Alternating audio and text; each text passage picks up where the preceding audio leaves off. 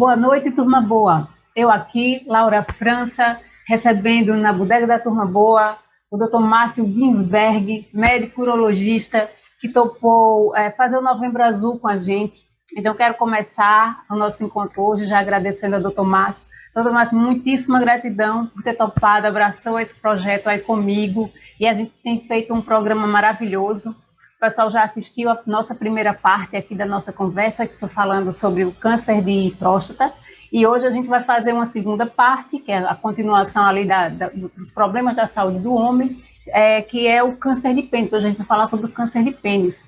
Na verdade, o que me moveu a trabalhar de forma mais aprofundada aqui, a gente montar dessa forma o programa do Novembro Azul, é que eu fiquei muito assustada quando eu vi alguns números relativos ao câncer de pênis, e eu acredito que seja uma coisa pouco falada. Tanto o câncer de pênis quanto o câncer de testículos, né?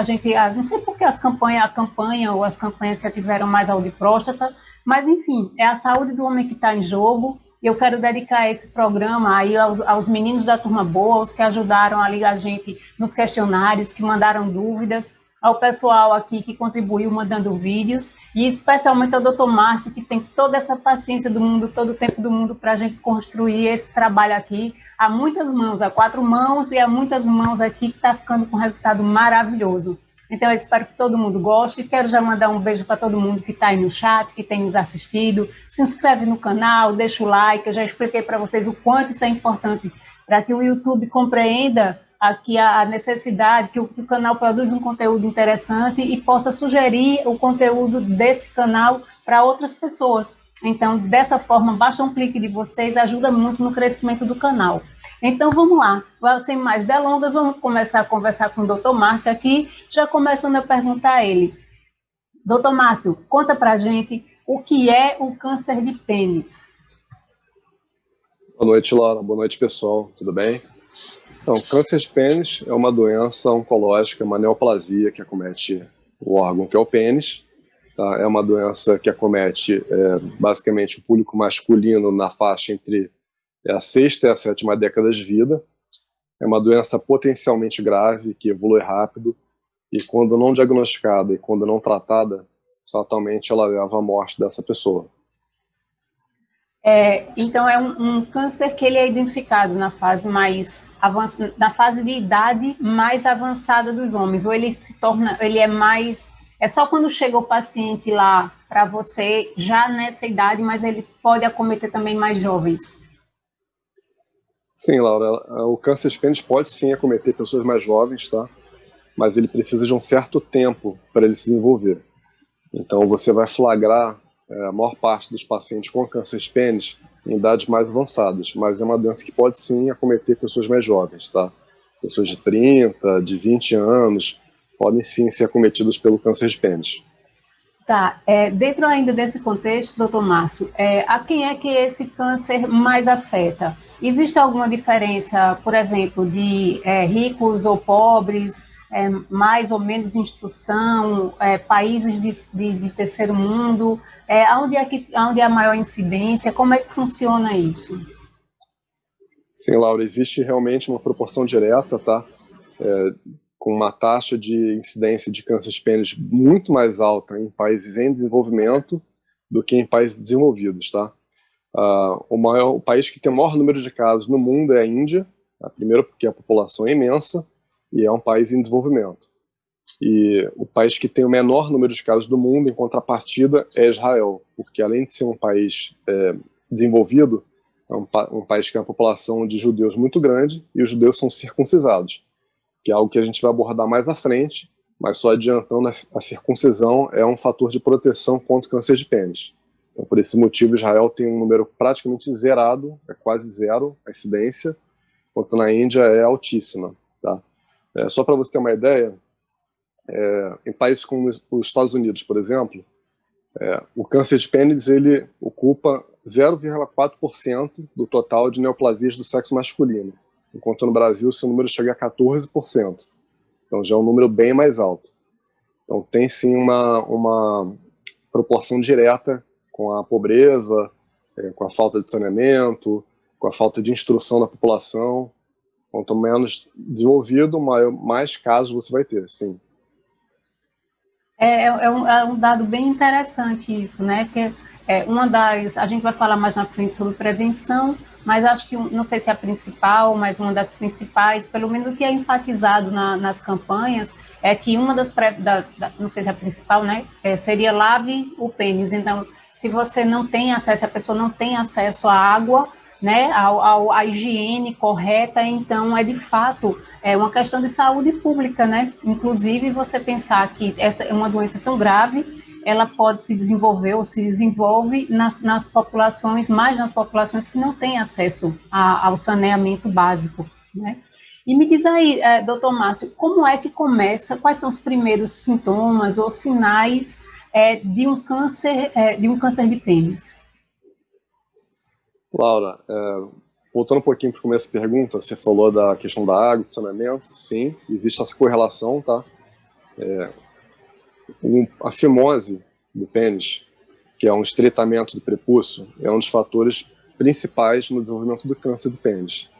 Então, a falta da higiene, da lavagem adequada dessa região da glande, do prepúcio, da remoção do esmegma do pênis.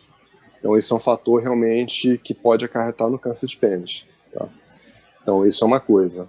E a outra coisa é a seguinte: se você tem um paciente que tem uma baixa instrução, é um paciente que pode ser que ele veja que tem alguma coisa diferente no corpo dele, mas ele não procure ali o médico, não procure realmente o atendimento e acaba atrasando esse diagnóstico. Só para você ter uma ideia, mais ou menos de 15 a 50% dos pacientes que chegam no médico já têm o câncer de pênis há 1 ano ou mais.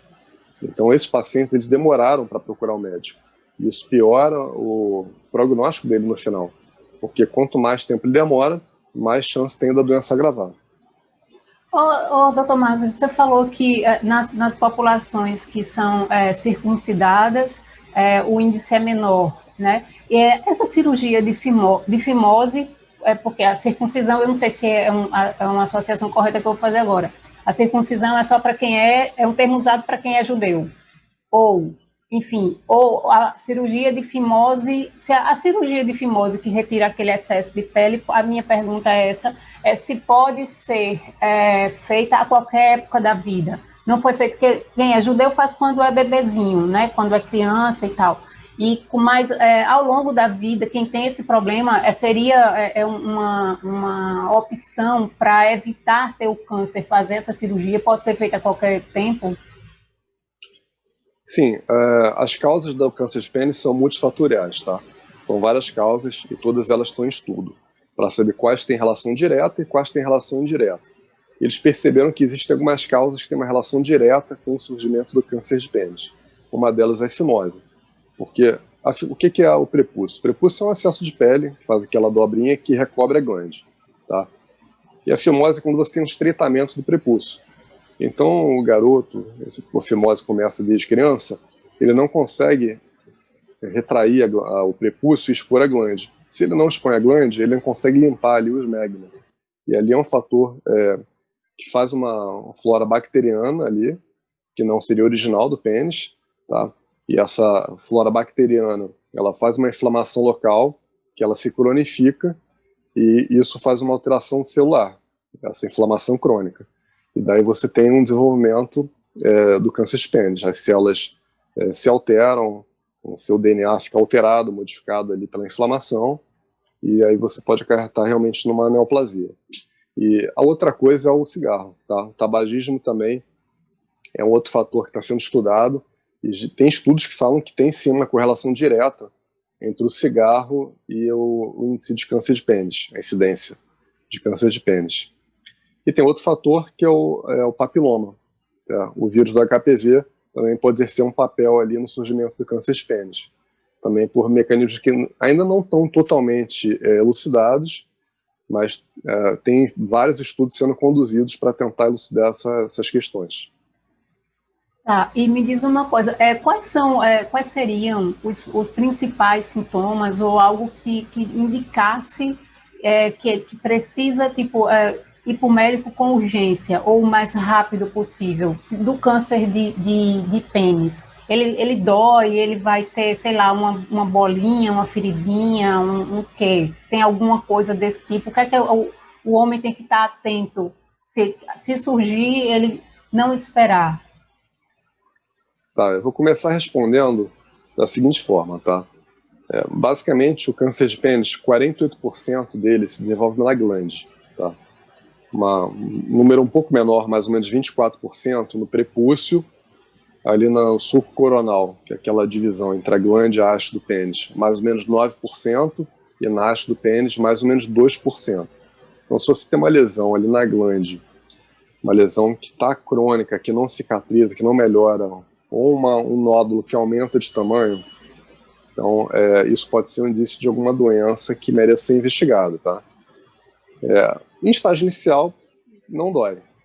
À medida que esse tumor ele vai crescendo, ele pode até comprimir a uretra, pode causar uma dificuldade para urinar, pode sangrar, pode se tornar doloroso sim, tá? Mas estágio inicial geralmente não vai ter dor.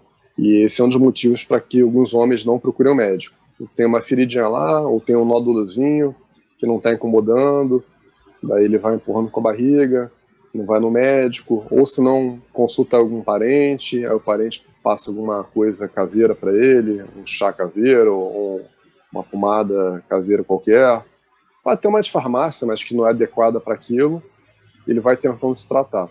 Ou ele, às vezes, nem isso, às vezes ele ignora totalmente. Quando ele vê, a lesão dele já é um tumor grande, já está no estágio bem avançado de tratamento. Pronto. E o tratamento é a minha próxima pergunta. O que me chamou a atenção, né, foi a amputação, a história da amputação, que não passava na minha cabeça que podia existir ou que existisse uma doença assim tão grave que precisasse de uma intervenção tão grave no corpo do homem e tal. Foi o que me chamou muita atenção, eu pedi para conversar contigo. E aí conta um pouco para a gente sobre os tratamentos. Só tem amputação ou pode ser, se for diagnosticado logo, tem como fazer agir de uma outra forma? Como é que funciona isso? Bom, antes do tratamento a gente tem que pensar no diagnóstico, né? O homem chega lá no médico, ele tem uma lesão no pênis, como eu falei, geralmente na glande, mas pode acometer qualquer outra parte do pênis. Essa lesão geralmente ela já está cronificada, já está ali há algum tempo.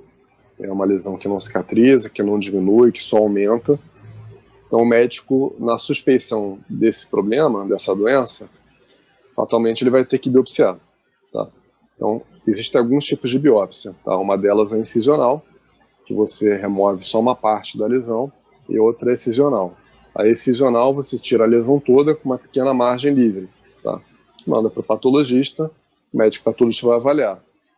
E aí ele vai te mandar um laudo, e esse laudo vai dizer se aquilo é um câncer ou não. Tá? O câncer de pênis é um carcinoma epidermoide. Tá? Ele acomete as células da pele. Então, se você flagra um carcinoma epidermoide, na glande, você tem um câncer de pênis, e aí você vai partir para a sua terapêutica, né? Você vai planejar a sua conduta. O que você vai fazer? Então, tem margem livre? Não tem margem livre? A margem que eu digo é o seguinte, quando você tira ali a lesão, você vai tentar tirar um pouco do tecido saudável. Porque se esse tecido não estiver saudável na borda, significa que você não tirou tudo. Ficou lesão para trás. Então você não pode deixar isso acontecer. Então você vai ter que ampliar até você só ter tecido saudável. Quanto maior a lesão, mais profunda ela é, mais grave, mais difícil o tratamento. Então daí você parte para tratamentos cada vez mais radicais também, e menos conservadores. Você tem uma lesão grande, provavelmente você vai ter que tirar uma parte da glande ou até a glande completa. Se você tem uma lesão maior ainda, talvez você tenha que tirar uma parte da haste do pênis. Tá? E aí entram assim as suas condutas. Você tem que deixar um coto de pênis suficiente para ele conseguir urinar com uma qualidade. Às vezes ele até consegue ter relação sexual com o coto que sobra. Mas se o tumor é muito grande, e quando você tira um tumor grande, você tem que deixar uma margem de mais ou menos 1,5 a 2 centímetros, você tem que remover de margem livre de tumor, então você faz as contas e vê se é viável você deixar algum coto de pênis ou não. Tá? E realmente, para o homem, isso é devastador, né? Mesmo que ele não perca todo o pênis, mesmo que ele perca uma parte, já é devastador. O pênis é um órgão aqui importantíssimo, tá? Para a parte miccional, para a parte sexual, e tem todo o estigma do homem que não tem uma parte do pênis ou não tem pênis porque perdeu o pênis por alguma doença. E nessa esteira aí, Márcio, existe a possibilidade ou de reconstrução, ou de prótese, ou de recuperação do pênis, da parte amputada do pênis? Como é que funciona isso? Laura, eu vou adiantar que sim, tá? Que tem a cirurgia reconstrutora, que você pode até pensar em reconstruir, fazer um neopênis para o paciente. Mas primeiro, o que é mais importante? O importante é curar o paciente, tá? Você não quer que esse paciente vá a óbito. E o câncer de pênis é uma doença muito agressiva. Então, bem antes de você pensar em reconstrução, você tem que pensar em tratamento, de preferência curativo, tá? O tratamento, muitas vezes, ele é agressivo, tá? Existem algumas modalidades de tratamento que você consegue pensar. Se for uma lesão pequena, você pode tentar partir para um laser. Se for uma lesão um pouco maior, o paciente recusa a cirurgia, você pode tentar uma radioterapia. Você pode fazer uma quimioterapia neoadjuvante, que é a quimioterapia antes da cirurgia, para tentar reduzir um pouco a lesão, tentar ver se tem alguma melhora. Depois você parte para a cirurgia. Tá? O padrão ouro ainda é a cirurgia. Tá?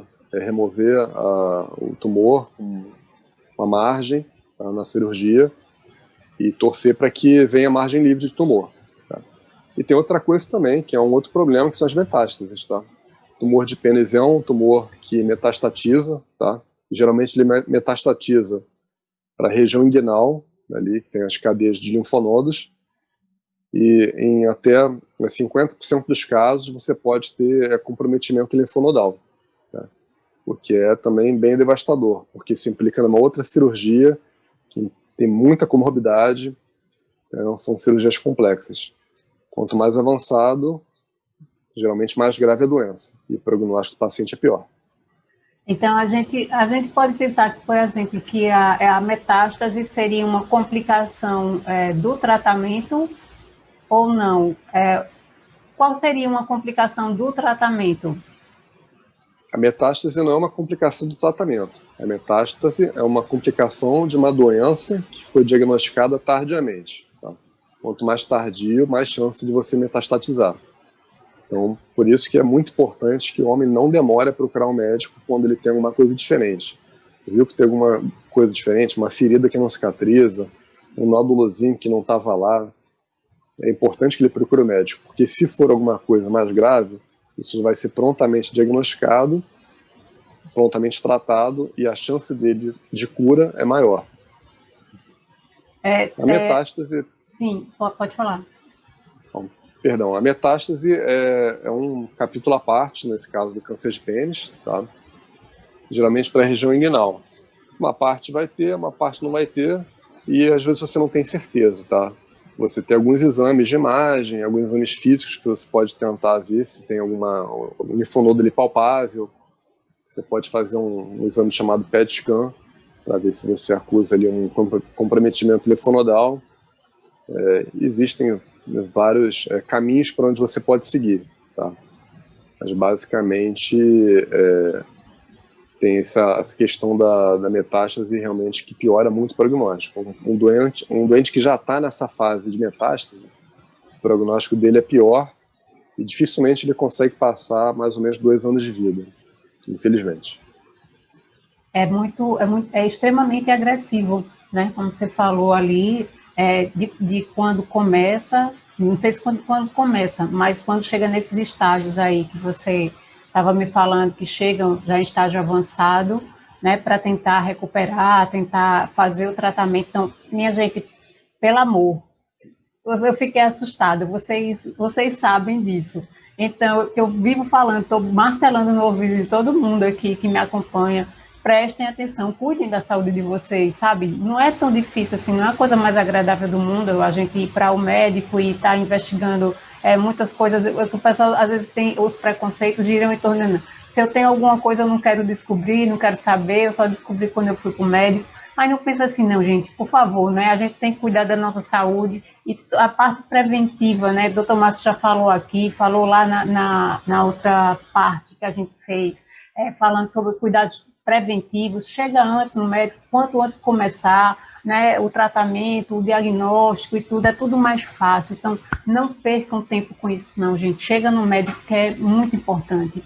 Ô, Márcio, e ainda nessa esteira do tratamento, você tinha falado, por exemplo, lá no câncer de próstata, que tem a opção no câncer de próstata, que não seria, não sei se é um câncer, não seria tão agressivo, que existe a opção de não fazer cirurgia ou de não tratar e de não fazer o acompanhamento.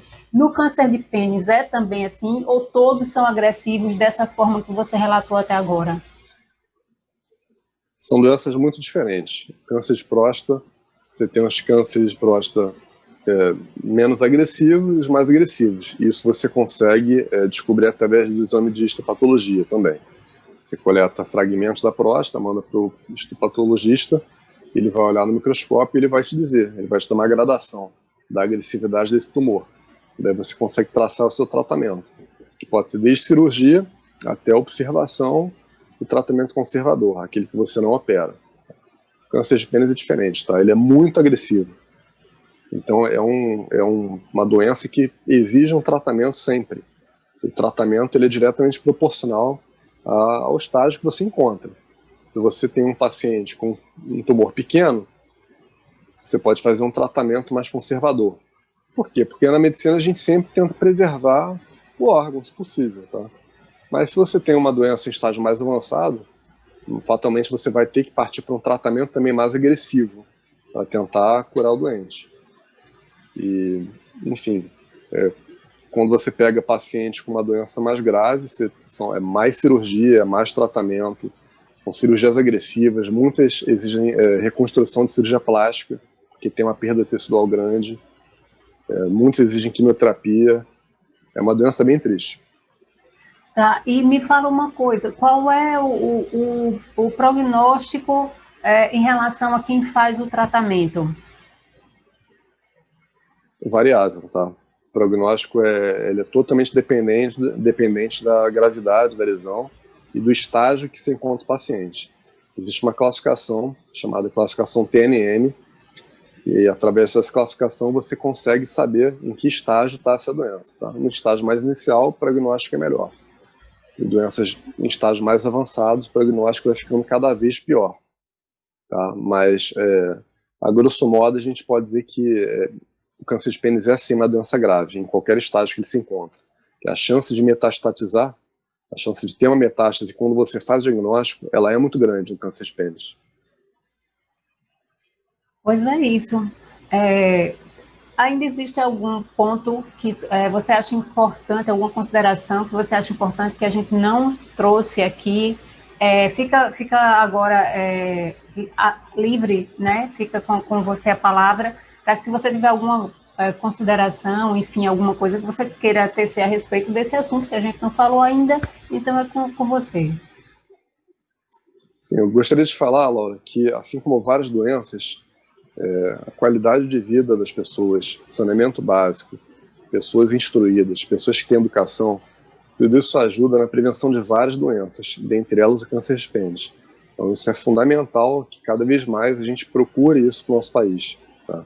Que tenha um desenvolvimento humano adequado, que tenha instrução, que as pessoas vão para a escola, que tenham uma boa educação, porque isso tudo ajuda na prevenção e quando acontece a doença, ela tem mais capacidade de saber que está algo errado e procurar um médico. Tá? No caso do câncer de pênis, está completamente ligado à fimose, então isso pode ser resolvido cedo. Tem relação também com a falta de higiene adequada, né? As pessoas ainda não sabem muito bem como fazer a limpeza adequada do pênis. Né? Então isso tudo pode ser ensinado, deve ser ensinado. Aí às vezes os pais, quando não têm condição, nós chamamos que eles têm uma clínica da família próxima, eles podem levar seus filhos lá. Lá isso vai ser falado, vai ser conversado, orientações vão ser dadas para você ter um cuidado pessoal adequado. Então, realmente, eu acho que a prevenção da doença é muito mais importante até do que outras coisas na medicina. Sempre. A prevenção em primeiro lugar. Quando isso não é possível, quando a doença ela chega, então que seja diagnosticada rápido e seja bem tratada. Fantástico. Essa era a pergunta do milhão. Era a última pergunta que eu deveria ter feito aqui, mas que eu vou aproveitar para refazer, para que, se você quiser frisar, inclusive destacar, porque eu acredito que a gente recebeu uma pergunta em relação a como saber se ele estava higienizando corretamente o pênis. Então, se parte da prevenção, ou o essencial, fundamental da prevenção, e aí eu quero saber se você concorda com essa campanha, se é suficiente, por exemplo, porque teve uma época que, em relação ao câncer de mama, existia a campanha era Se Toque, ou seja, a mulher ter que detectar ou se autoexaminar, fazer o autoexame. E depois essa campanha sofreu uma crítica, dizendo que isso não era o suficiente, porque quando a mulher sentia o tumor ali no seio, ele já estava muito desenvolvido, então que ao invés daquilo ali, aquilo era importante, mas o mais importante seria o que a gente faz hoje, que é a mamografia e o acompanhamento mais clínico. E aí me diz, se você concorda em relação a essa campanha, a campanha preventiva em relação ao câncer de pênis lave o pênis, né? Lave o pênis com água e sabão e tal. E aí, isso é suficiente? Ou quais seriam as formas preventivas? O que é que seria mais indicado, corretamente indicado? Como é que o rapaz ou o jovem pode saber, o homem, né, na verdade, pode saber que ele está fazendo higiene adequada? Campanha é sempre importante, Laura. Prevenir é sempre melhor do que remediar. Então, se você tem uma população que tem nível de instrução mais baixo, às vezes você tem que fazer campanhas que exploram o básico. Então, o que é o básico no caso do câncer de pênis? Você tem que lavar o pênis adequadamente. E o que é lavar o pênis adequadamente? É você conseguir expor a glande completamente, ou seja, você ter um prepúcio que permita isso. E se você tem uma fimose mais avançada, o homem pode ter dificuldade da exposição da glande. E a partir do momento que você consegue expor a glande, você consegue fazer uma higiene adequada dessa região. Então você tira ali esmegma, você tira ali fator que pode ter uma proliferação bacteriana. Então você tirando esse fator de proliferação de bactéria, você reduz ali a inflamação local, você está prevenindo câncer de pênis. E se você tem uma pessoa, um paciente que tem fimose, essa fimose deve ser operada. Ok. Muitíssimo bacana o nosso encontro aqui. Eu acredito que o essencial, o fundamental sobre câncer de pênis, sobre prevenção, como é que a hora de ir para o médico, o que é importante saber, a gente conversou aqui. Então, o pessoal que está aí nos assistindo, saiba que a gente tem aqui, está abrindo um link direto com o Dr. Márcio. Então, se vocês assistiram aqui e ainda ficou alguma dúvida, aqui na descrição do vídeo vai ter um link para um formulário simples, onde você pode enviar a sua dúvida e a gente vai te respondendo aqui. Eu garanto a vocês que a identidade de vocês vai ser totalmente preservada sempre, e a tua dúvida é muito importante, porque pode ser a dúvida de muita gente. Então, chega lá junto, manda a tua dúvida. Quero agradecer demais a todo mundo que nos assistiu até agora. Tenho absoluta certeza que adoraram essa segunda parte. Quero agradecer mais uma vez a Dr. Márcio, e que a gente ainda tem um terceiro encontro aqui, que a gente vai estar respondendo as perguntas que vocês nos enviaram naquela primeira abordagem que a gente fez aí com vocês. Então, muita gratidão a todo mundo, e a gente se encontra lá na terceira parte. Um beijo para todo mundo. Lembre de se inscrever no canal, de deixar o gostei lá e compartilhar com os amigos de vocês. Façam com que essa mensagem chegue para o maior número de pessoas possível, tá? Um beijo, gente. Tchau, turma boa.